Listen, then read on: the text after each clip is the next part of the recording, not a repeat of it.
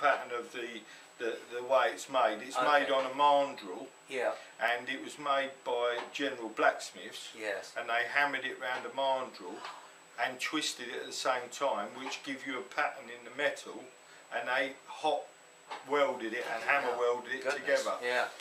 These old tubes, there's a company which bought out a firm from, I think they were made in Belgium, and these barrels start off like this.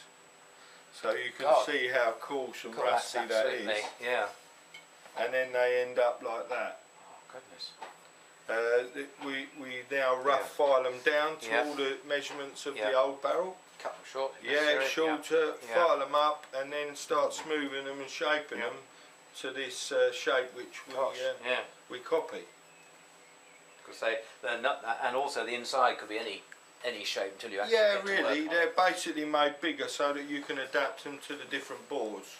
So bigger in diameters of the outside, but tighter in the inside. board. So you've got room to work. That's right.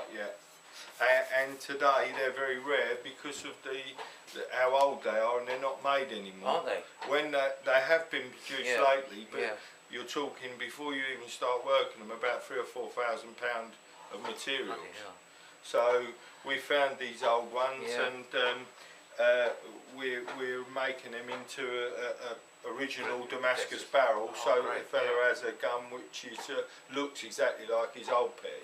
And is traditionally made. The right steel. The early stuff was all Damascus. Then we changed to steel.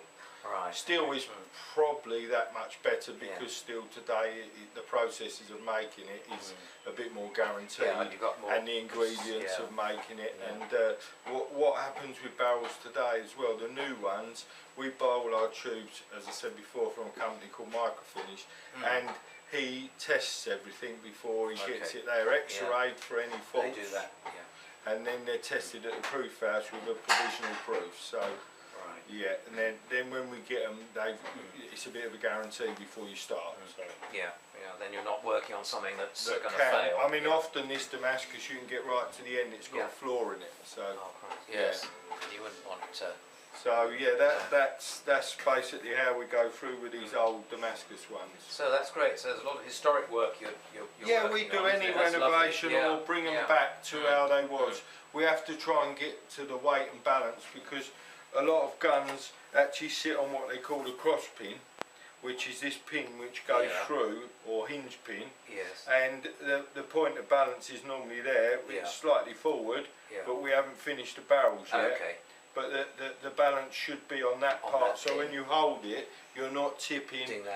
Like a seesaw effect. So the balance is very important. That's why the company Purdy's, who we work for, they're very good in producing these guns which all balance and feel nice, so that when the gentleman is in the field shooting, the gun feels part of him, balances, feels nice, and works. Tailor-made.